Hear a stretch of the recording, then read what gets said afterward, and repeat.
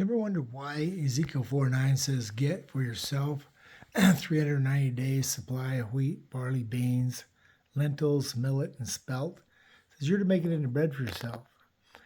Why 390 days supply? Well, when you read the book of Joel, it says, chapter 1, farmers will be grieving over the loss of the harvest. The wheat and the barley out in the field will be destroyed. It says food's going to be scarce. But it says the leaves on the fig tree are withered. In Matthew 24, Jesus is answering the question, when will these things happen? He said, when summer's near, it's at the door, learn a lesson from the fig tree. Branch your tender leaves come out. You see, the destruction's coming when the days are the longest. That's a sign from the sun. Genesis 1, God created two lights in the sky. The greater light ruled the day, the lesser light rules the night. That's the sun and the moon. The sign from the sun is when June 21st summer begins. When summer's near, it's at the door. That's when the days are the longest. But it's also when the crops are out in the field. And that's why Deuteronomy 28:24 says the Lord is going to turn the rain of their land into dust and powder. A nation that refuses to obey, these curses will come upon them.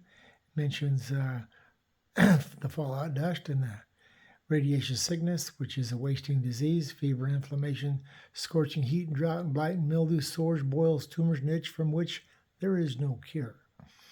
So you want to stock up on food, but the reason 390 days is enough is because when summer's near and the days are the longest, the destruction hits. The crops are contaminated from fallout dust. There's no food to eat, but you'll go through the next year. You'll come to the anniversary. That'll be 365 days. But add another month, you'll be at the time of the harvest because the destruction's coming before the harvest.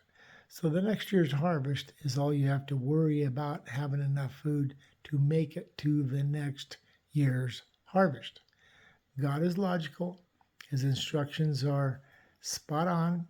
We need to listen, and you need to stock up because we're in the birth pains. And they're moving forward, and there's a when.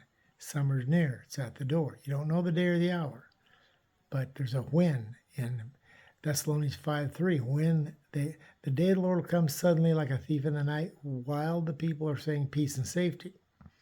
They're not saying that just yet. But by the time next summer's near, I expect they may be saying that.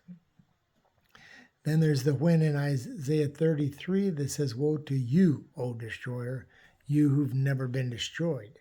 It says, when you stop destroying, you will be destroyed. Well, I thought the stopping was already happening because Trump stopped the war on terror. Biden stopped in Afghanistan. Trump promised to stop the war in Ukraine, but he hasn't quite got that done. But I didn't see the destroying coming, called the Midnight Hammer. But Trump did destroy Iran's nuclear facilities, because Trump believes that was needed to stop Iran from creating war. So I believe it's going to have the effect of taking a baseball bat and hitting a hornet's nest, and Iran's going to come with a vengeance, which is in Ezekiel 38, along with other nations in the latter days.